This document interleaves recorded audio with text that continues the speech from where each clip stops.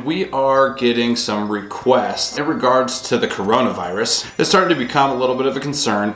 We know that it has originated in China and has made its way to the United States. And as it's not in Colorado yet, it has made its way into the United States. And there are some questions regarding what to do if you live in a community style association. And that's where we come in. So wanted to do a video on a couple things that you can do to try and keep yourself safe from the coronavirus. And of course, we are not medical professionals. So these are just advice tips that we have received from people in the field that know way more than we do. This is really advice if this ends up going pandemic, which I do not think that we're at this point. We do know that there is some issue in the United States, but until this goes pandemic, this list should be taken with a grain of salt. But one of the top things that they're saying is stay home. And that's really where we come in because we manage homes. If you are in a single family association, you probably have a little less concern than if you live in a multifamily style community association. The infectious rate is between 5 and 7 feet, which is probably a really good thing for those of you that are living in condo style associations that are either stacked or party wall, where you may be sharing some type of air between units. The infectious rate is 5 to 7 feet, so that is a pretty safe distance, and it probably is not going to be providing any type of concern. Some of the things that you may want to ponder if you're staying home is being skeptical of the guests that you invite over. Letting people from the outside come into your home is probably not going to be recommended during this time. Stay in the home. Deny visitors into your home, stay behind your door. And additionally, if you do go outside for packages from Amazon, be careful of what you're touching coming back into the home.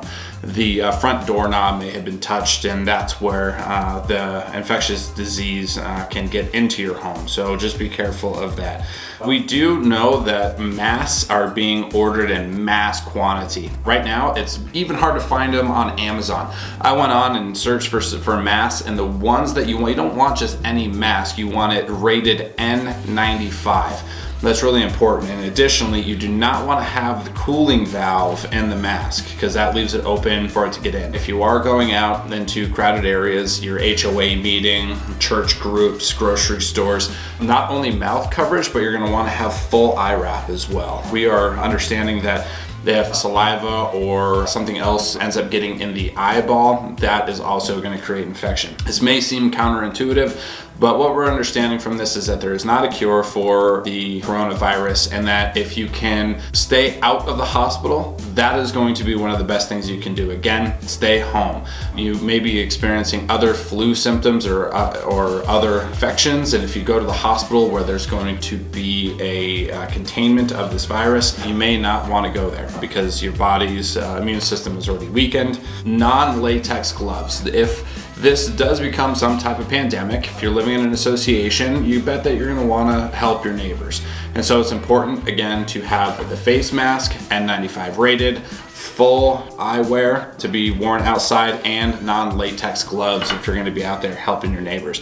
And when you come back in, always wash your hands. That is the most important thing. When you're done washing your hands, don't grab that door handle. If you need to open it with your foot, paper towels to be able to open up that bathroom door, that's going to be the best thing to keep you safe if you're in a public area, of course. So just a few things to keep yourself safe from this coronavirus as we go through it. If there's any additional updates that we can provide as it relates to staying safe in your home, we will be back on doing just that. So if you haven't already, go like and subscribe to stay up to date to everything HOA related. I look forward to talking to you soon. Thanks.